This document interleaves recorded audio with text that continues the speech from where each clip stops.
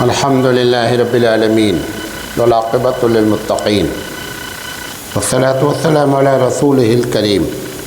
محترم حضرات، فکری و تہذیبی ارتداد، اس کے اسباب اور مسئلے کا حل، اس عنوان پر ہم آپ سے لگاتار بات کر رہے ہیں اور آج اس کا سیریل نمبر 9 ہے۔ سیریل نمبر 8 میں ایک بات جو ہے وہ بچ گئی تھی، وہ بتا دیتے ہیں۔ وہ یہ تھا کہ جو ہمارا یہ عصری تعلیم کا سلیبس ہے، نصاب ہے، اس نصاب کو کیسے پڑھایا جائے، یہ ساری باتیں ہم نے کیا جو اللہ نے ہم کو توفیق دی۔ والدین کو چاہیے کہ اسکول کا انتخاب صحیح کریں۔ یہ دیکھیں کہ ہمارے بچے کو کس اسکول میں داخل کرنے سے ان کے ایمان کی حفاظت زیادہ ہے۔ ہمارے پاس جو پڑھا لکھا طبقہ ہے یعنی عوام، ان کے نزدیک اسٹینڈرڈ اچھا ہونا چاہیے، اور اسٹینڈرڈ میں بھی وہ صرف اس چیز سے متاثر ہو جاتے ہیں کہ بچہ انگریزی بولنے لگا ہے۔ یہ جو انگریزی بولنے لگا ہے یہ کوئی معیار نہیں ہے۔ میں جس اسکول میں پڑھاتا تھا تو وہاں UKG کے بچے انگریزی بولتے تھے اور پیون بھی بولتا تھا، حالانکہ پیون پڑھا لکھا نہیں تھا۔ تو انگریزی بولنے کو معیار نہیں بنایا، نمبر 1۔ نمبر 2، تعلیم اچھی پڑھائی ہو رہی ہو کسی بھی اسکول میں تو اس بات کو ضرور دیکھیں کہ وہاں اگر ہمارا بچہ پڑھے گا تو اس کے اندر فکری ارتداد تو پیدا نہیں ہوگا، یہ اسلام کے بارے میں کنفیوز تو نہیں ہوگا، ایسا اسکول تو نہیں ہے جو اپنے دھرم کا پرچار کرتا ہے، یا یہ کہ وہاں پر ایسی تعلیمات دی جاتی ہیں یا ایسی دعائیں پڑھائی جاتی ہیں یا ایسی کلچرل کے نام پر کہ ایسے پروگرام کرائے جاتے ہوں کہ جس سے ہمارے بچے کیا ہو رہے ہیں، متاثر ہو رہے ہوں۔ اگر ایسا ہے تو آپ نے صحیح اسکول کا انتخاب نہیں کیا ہے۔ تھوڑا اسٹینڈرڈ کم ہو، لیکن اگر یہ معلوم ہو جائے کہ اس اسکول میں ہمارا بچہ اگر پڑھے گا تو اس کے ایمان کی کیا ہوگی، حفاظت ہوگی، تو تھوڑا کمپرومائز کریں۔ ٹوٹل اسٹینڈرڈ ہو جاتا ہے اور نتیجہ یہ نکلتا ہے کہ وہاں سے پڑھنے کے بعد پھر وہ اسلام کے بارے میں کچھ جانتے ہی نہیں ہیں۔ لہذا یہ ایک بڑی چیز ہے کہ ایسے لوگوں کو، ایسے پیرنٹس کو چاہیے کہ اسٹینڈرڈ کے ساتھ ساتھ اس بات کا بھی دھیان رکھیں کہ ان کا ایمان محفوظ ہو۔ اب جو لوگ مسلم مینجمنٹ ایسے اسکول چلا رہے ہیں ان کو یہ بات معلوم ہو گئی کہ ہمارے اسکول میں نہ آنے کی وجہ کیا ہے۔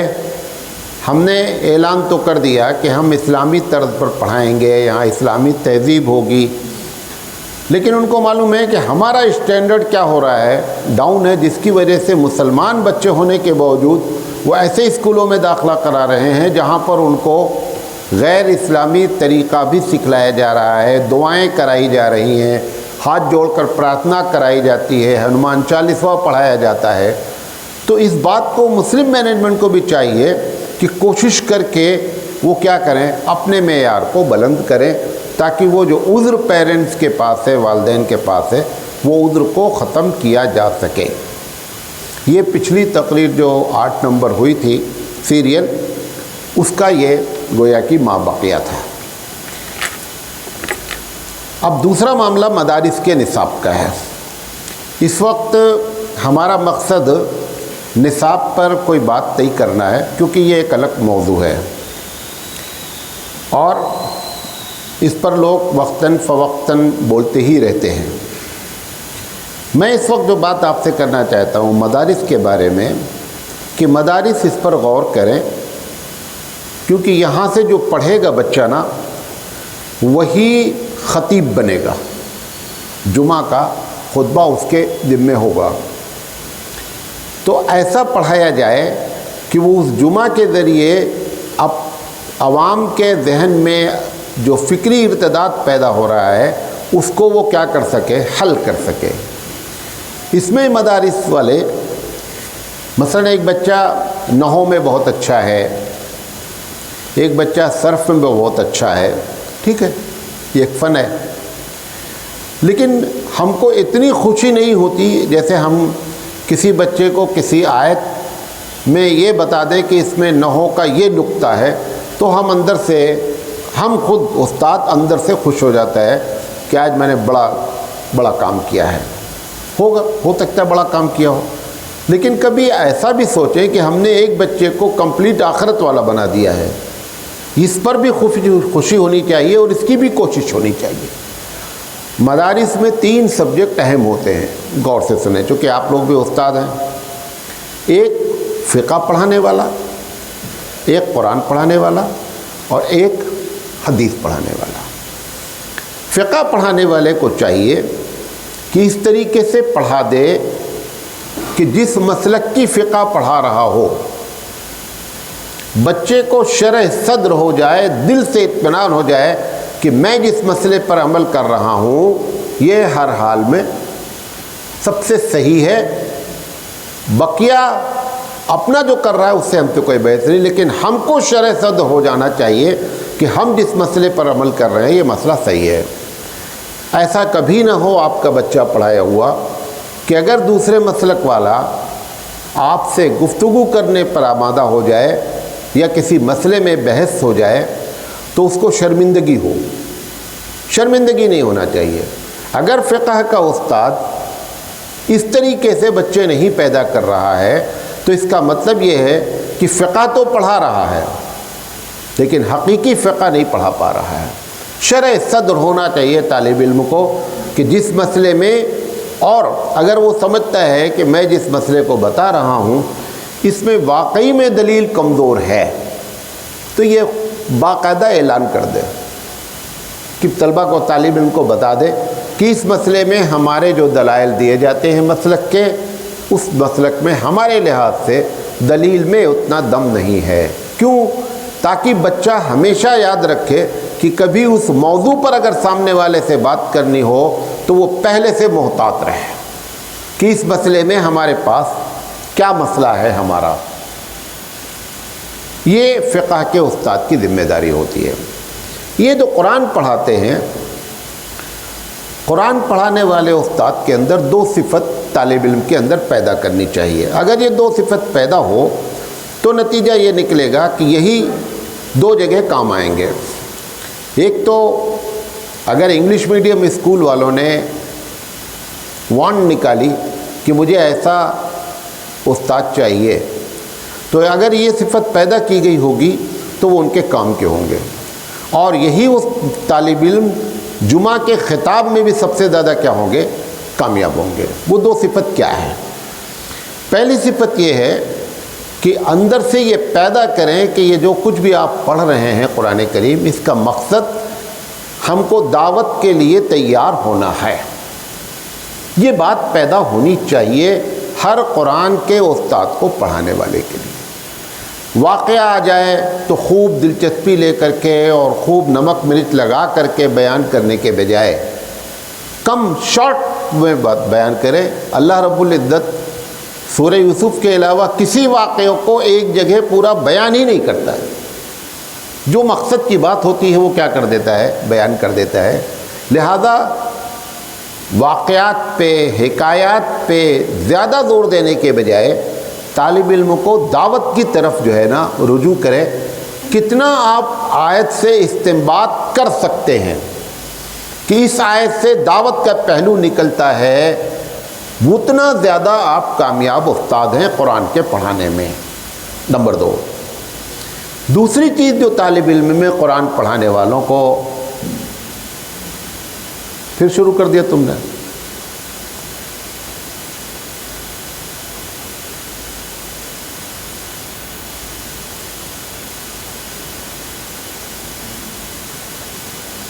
دوسری چیز جو قرآن پڑھانے والے کے اندر ہونی چاہیے وہ یہ ہے کہ بچے کے اندر آخرت کتنی پیدا کر پا رہا ہے۔ قرآن کے ذریعے خاص کر جب مکی صورتیں آتی ہیں، آخرت کی باتیں آتی ہیں، تو کتنا آپ اس کو آخرت والا بنا لے رہے ہیں۔ یا صرف اس لحاظ سے پڑھایا جا رہا ہے کہ بچہ قرآن میں اچھا نمبر لے لے؟ میں ایک استاد کی حیثیت سے، ایک ذمہ دار کی حیثیت سے، میں کسی ایسے بچے کو اچھا نہیں سمجھتا ہوں جو بہت اچھا نمبر لے لے۔ اگر بہت اچھا نمبر لے کر کے اس کے اندر آپ آخرت نہیں پیدا کر سکے تو بیکار ہے۔ بہت سے لوگ ہیں دنیا میں، میں جانتا ہوں، کرسچن کو جانتا ہوں، یورپین اسکالرز کو جانتا ہوں، جو تم سے زیادہ قرآن میں اچھا نمبر لیے بیٹھے ہوئے ہیں، قرآن پر باقاعدہ محنت کرتے ہیں، نمبر لیتے ہیں۔ تو استاد قرآن کے پڑھانے والے کے اندر یہ صفت پیدا کرے طالب علم کے اندر کہ اس کے اندر آخرت آوے، یہ دوسری بات تھی۔ اور یہی دونوں چیزیں حدیث کے پیدا کرنے والے میں بھی ہونی چاہیے۔ بچہ، طالب علم، بچہ نہیں بولے، بچہ سمجھتے بہت چھوٹا ہو جاتا ہے۔ طالب علم اگر آپ کی کلاس کا انتظار کرے کہ اگلی کلاس حضرت کی ہے، تب سمجھ جائیے کہ آپ صحیح معنی میں استاد ہیں۔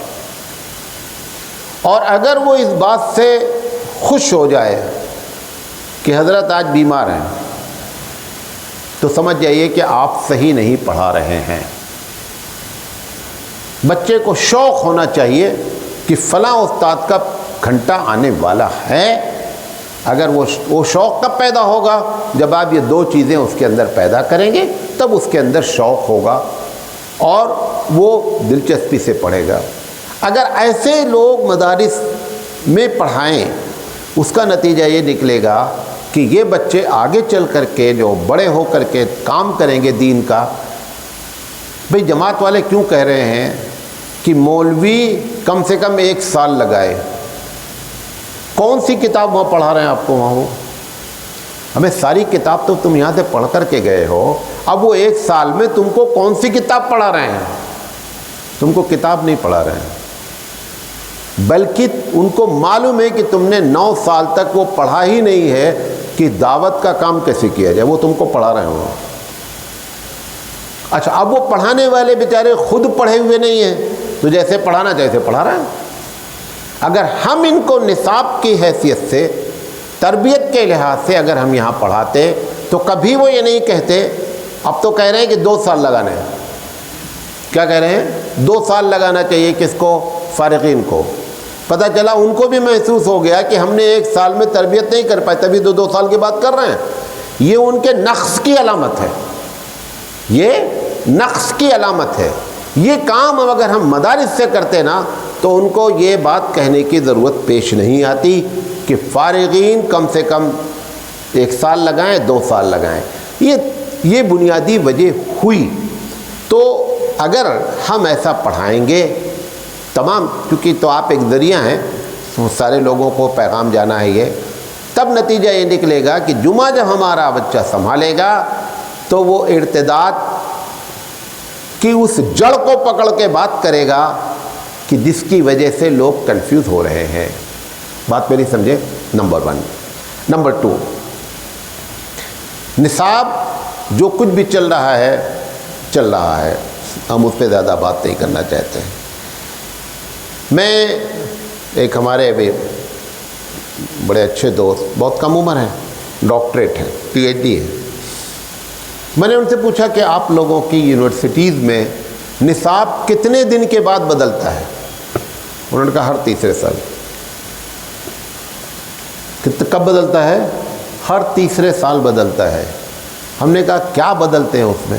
انہوں نے کہا اتنا اپڈیٹ چیزیں آتی رہتی ہیں کہ اس سبجیکٹ میں اگر ہم وہ پرانا والا پڑھائیں گے تو وہ ختم ہو چکا ہے، نئی باتیں بتانی ہیں۔ ایسے ہی دنیا روزانہ آگے بڑھ رہی ہے۔ ہم اپنے موضوع پر آتے ہیں۔ ہر دن آپ کو اسلام کنفیوز کرنے کے الگ الگ کیا ہو رہے ہیں، آئیڈیاز دیے جا رہے ہیں۔ مدارس والے سخت نظر رکھیں۔ کون لوگ اس میں نظر رکھ سکتے ہیں؟ وہ شخص نظر رکھ سکتا ہے جو مدرسے کے محتمم کے نیچے ہوتا ہے، جو صدر مدرس جس کو کہتے ہیں۔ اس کی ذمہ داری ہوتی ہے کہ وہ دیکھے کہ کس قسم کے لوگوں کے درمیان میں سوشل میڈیا کے ذریعے، پرنٹ میڈیا کے ذریعے، الیکٹرانک میڈیا کے ذریعے، نصاب کے ذریعے کیا چیزیں آ رہی ہیں۔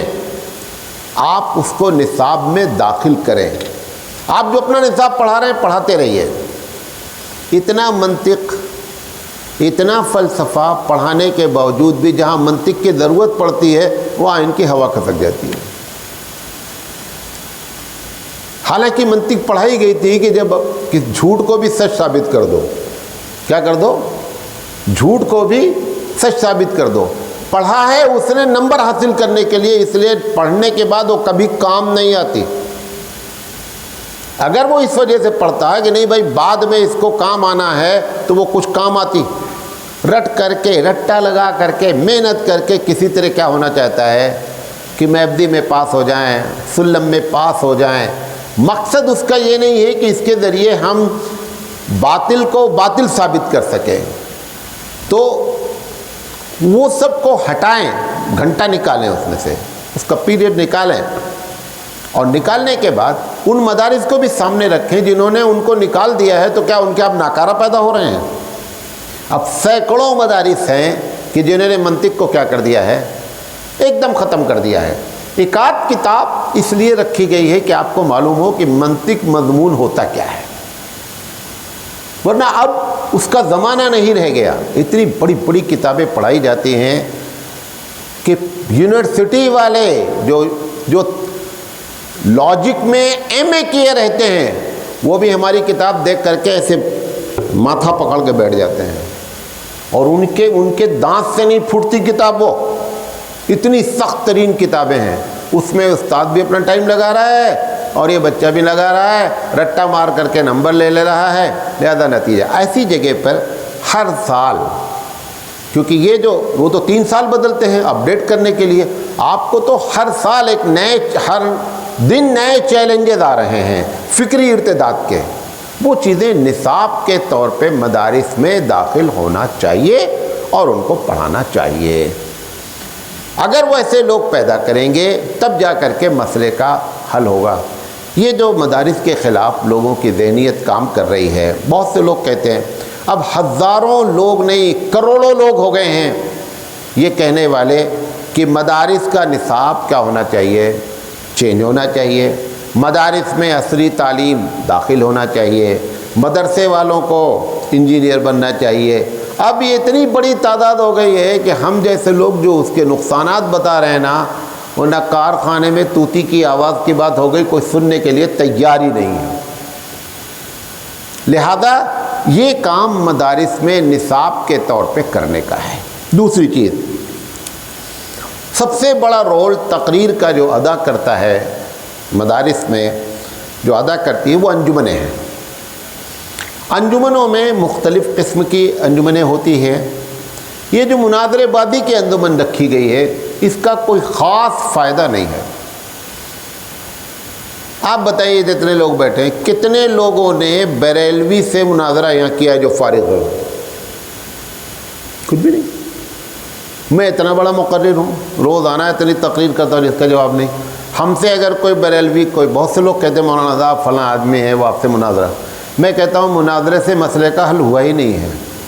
ہم نہیں کرنا چاہتے مناظرہ، ہم کو مناظرہ نہیں کرنا ہے. آپ اپنے لوگوں کو سمجھا لے جائیں، یہ بڑی بات ہے. نمبر 1، آپ اپنے لوگوں کو سنبھال لے جائیں، یہ بڑی بات ہے. دوسروں کو توڑنے کے چکر میں اپنے لوگوں کو سنبھالنے کی فکر کرو. نہیں، یہ بات سمجھے میرے.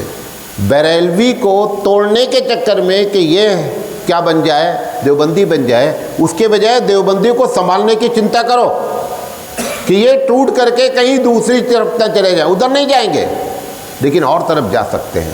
اس کی کوشش کریں. اس کے لیے کیا ہے کہ صحیح طور پر ہم عقائد کو، صحیح طور پر ہم قرآن کو، صحیح طور پر ہم حدیث کو اگر اپنے طالب علم کو پڑھائیں گے تو انشاءاللہ اس مسئلے کا حل ہوگا. یہ 2 باتیں بتائی. ابھی 3 باتیں مدرسے کے بارے میں اور کرنی ہے. انشاءاللہ زندگی کے لیے تو کل ہم بات کریں گے. اللہ تعالیٰ سے دعا ہے کہ اللہ تعالیٰ کہنے سے زیادہ عمل کرنے کی توفیق عطا فرمائے. وآخر دعوانا الحمدللہ رب العالمین.